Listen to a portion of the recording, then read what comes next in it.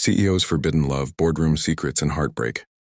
The glass shattered against the mahogany desk. Champagne spilling across quarterly reports like tears across a wedding dress. Chen stood frozen in the doorway of her corner office, watching the woman she loved kiss her fiancé, the man Maya had agreed to marry to save her family's company. It was 3 in the morning and she wasn't supposed to be there. Neither was her CFO, Rebecca Morrison, wrapped in the arms of Maya's brother, celebrating a merger that would destroy everything Maya had secretly built with the woman she truly wanted. Maya had learned to hide at 23, when her father first told her that love was a luxury their family couldn't afford. She was the eldest daughter of Chen Industries, a third-generation manufacturing empire teetering on the edge of bankruptcy. Her younger brother was reckless, her mother was ill, and her father's pride had backed them into a corner with debts that threatened to swallow everything their grandfather had built. The solution, her father announced over a dinner Maya could barely swallow, was Victor Hartman, a wealthy investor's son, handsome enough, educated enough, and willing enough to merge his family's capital with their crumbling legacy. Maya had nodded, her throat tight with unsaid words, because that was what good daughters did. They sacrificed. They performed. They buried who they really were beneath layers of silk scarves and perfect red lipstick. She met Rebecca 6 months later at a corporate strategy conference in Boston. Rebecca was presenting on financial restructuring, her voice sharp and confident as she dismantled outdated business models with surgical precision. Maya sat in the back row, supposedly there to learn, but really there to escape another weekend of wedding planning and her mother's excited discussions about grandchildren. When Rebecca's eyes found hers during the question period, something shifted in Maya's carefully constructed world. It wasn't the dramatic thunderbolt moment that movies promised. It was quieter, more terrifying, a recognition, like looking into a mirror and finally seeing yourself clearly after years of deliberate blurriness. They talked for hours that night in the hotel bar, long after the other attendees had retreated to their rooms. Rebecca told her about growing up in foster care, about building herself from nothing, about the walls she'd learned to construct to survive in boardrooms, full of men who saw her as either a threat or a conquest. Maya found herself confessing things she'd never said aloud, how she felt like a ghost in her own life, how she woke up some mornings forgetting which version of herself she was supposed to be that day. When Rebecca reached across the table and touched her hand, just briefly, Maya felt something crack open inside her chest. It was dangerous and inevitable, like watching a storm roll in across the ocean and knowing there's nowhere to hide. Maya hired Rebecca 3 weeks later, telling herself it was purely professional, that she needed someone brilliant to help save the company, that the fact she couldn't stop thinking about Rebecca's laugh had nothing to do with the decision. They worked together constantly, late nights in the office, transforming into strategy sessions that felt like conversations between co-conspirators. Rebecca saw through every facade Maya had perfected, called her out when she slipped into the polished, empty version of herself that everyone else accepted without question. And slowly, terrifyingly, Maya began to let her guard down. The first time they kissed was in Maya's office during a thunderstorm, rain hammering against the floor-to-ceiling windows while they reviewed a presentation for potential investors. Rebecca had been talking about risk assessment, her hands gesturing emphatically, when she suddenly stopped mid-sentence and looked at Maya with an intensity that made the air feel too thin. Maya had stood up, meaning to do something practical like get more coffee, but found herself moving toward Rebecca instead. The kiss was soft at first, tentative, both of them trembling like teenagers rather than accomplished professionals in their 30s. When they finally pulled apart, Rebecca's eyes were bright with tears, and she whispered that she'd never let herself want something she couldn't afford to lose before now. For 6 months they existed in a secret world.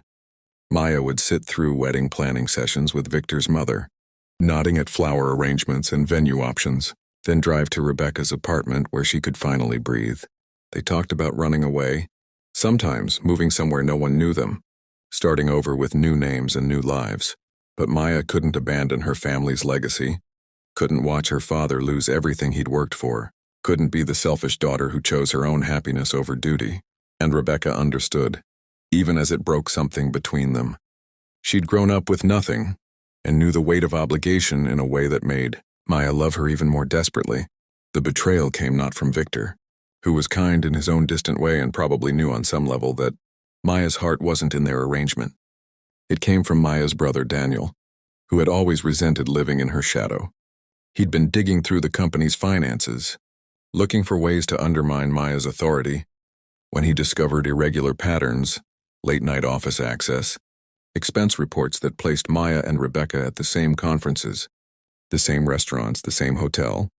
He didn't confront Maya. Instead, he went to their father with allegations of an inappropriate relationship that was jeopardizing the Hartman merger.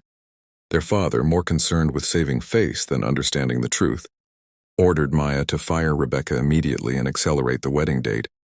Maya sat in her car in the parking garage for 2 hours after that meeting, her hands gripping the steering wheel until her knuckles went white. She thought about all the times she'd chosen duty over desire, performance over authenticity. She thought about the version of herself she saw in Rebecca's eyes. Strong, complicated, real. And she thought about the wedding dress hanging in her closet, a beautiful prison she'd agreed to wear. She didn't fire Rebecca.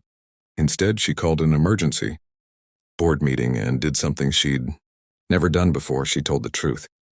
With her voice shaking but steady, Maya explained that she was in love with a woman, that she'd been living a lie to protect the family reputation, and that she would not marry Victor Hartman. She acknowledged that this decision might cost them the merger, might cost them everything, but she could no longer sacrifice her humanity for capital. The boardroom was silent when she finished, her father's face gray with shock and fury. Rebecca heard about the meeting from Maya's assistant and came to find her an hour later. Maya was sitting on the floor of her office, surrounded by the wreckage of her carefully planned life, when Rebecca knelt beside her. They didn't speak at first. Rebecca just held her while Maya cried for the first time in years.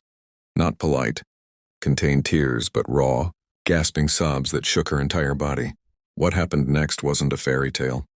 Maya's father stopped speaking to her for months. Half the board tried to force her resignation. The Hartman merger fell through and the company's stock plummeted. But something unexpected happened too.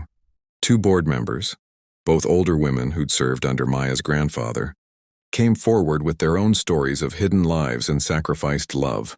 They helped Maya negotiate an alternative path, restructuring plan that was riskier but didn't require her to sell her soul. Victor surprisingly sent her a handwritten note thanking her for her honesty and admitting he'd been relieved to escape a loveless marriage himself. The company survived, though in a smaller, transformed version of its former self.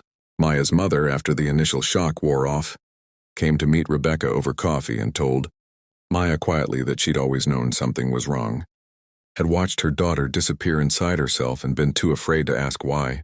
Daniel eventually transferred to another division, his resentment still bitter but no longer actively destructive, and Maya learned to live without the armor she'd worn for so long, discovering that being vulnerable was terrifying but also, finally, felt like being alive. If this story touched your heart, if you've ever felt caught between duty and authenticity, or if you know what it's like to love someone you thought you couldn't have, please take a moment to like this video and share it with someone who needs to hear this message. Your support helps these stories reach the people who need them most, and reminds all of us that we're not alone in our struggles. Rebecca stayed through all of it, the angry phone calls from investors, the awkward family dinners where Maya's father pointedly looked past her, the nights when Maya woke up panicking about whether she'd destroyed everything for nothing. She stayed because that's what love actually looked like when you stripped away the romance and the drama. It was choosing someone every day, especially on the days when that choice was hard and unglamorous and required more courage than grand gestures. A year later, Maya stood in the same office where Rebecca had first told her she loved her, looking out at the city lights and thinking about all the versions of herself she'd abandoned to become the woman she actually was. The company was stable now, different but sustainable. Her relationship with her father was slowly mending, built on careful honesty rather than comfortable lies. And Rebecca was downstairs in the lobby, waiting to take her to dinner for their anniversary. Not a secret celebration hidden in shadows, but a public declaration at their favorite restaurant where the staff knew their names and their story. Before we reach the end of Maya and Rebecca's journey, I want to ask you something special.